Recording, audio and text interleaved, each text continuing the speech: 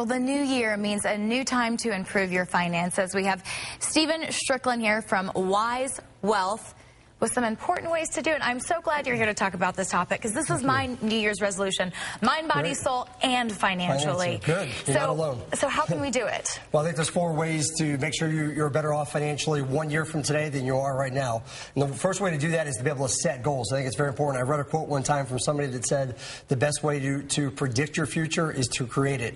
There you go. There's a lot of things out there financially that people struggle with. What should I be doing? I always recommend once you make your list of goals, write it down and then list it in order of priority. Focus on the next thing first.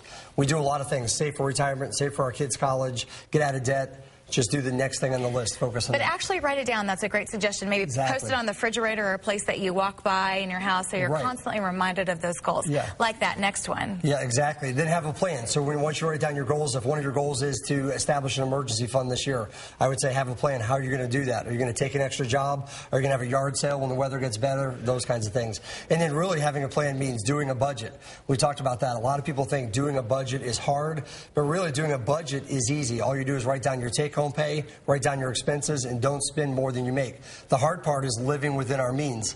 That means cutting up the credit cards. Yes. Ouch. Cutting up the credit cards, making sure we don't spend more than we make. Controlling the person in the mirror. That's the tough part. That's tough because that can really spiral out of control, right? You think you'll pay it off next month, and next month becomes the next, and we know what happens after that, don't we? And that's why it's important. The third thing is to save. Okay. You know what I mean? I always tell everybody, is the couch you're sitting on the last couch you're ever going to sit on?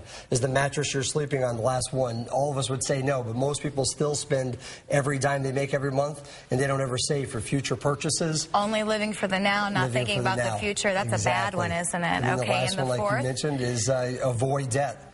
The only way to get out of debt, a lot of people have a New Year's resolution, we're going to become debt-free. The first way to get out of debt is to stop going further in debt. So I recommend cutting up the credit cards, leaving them home, live on a budget.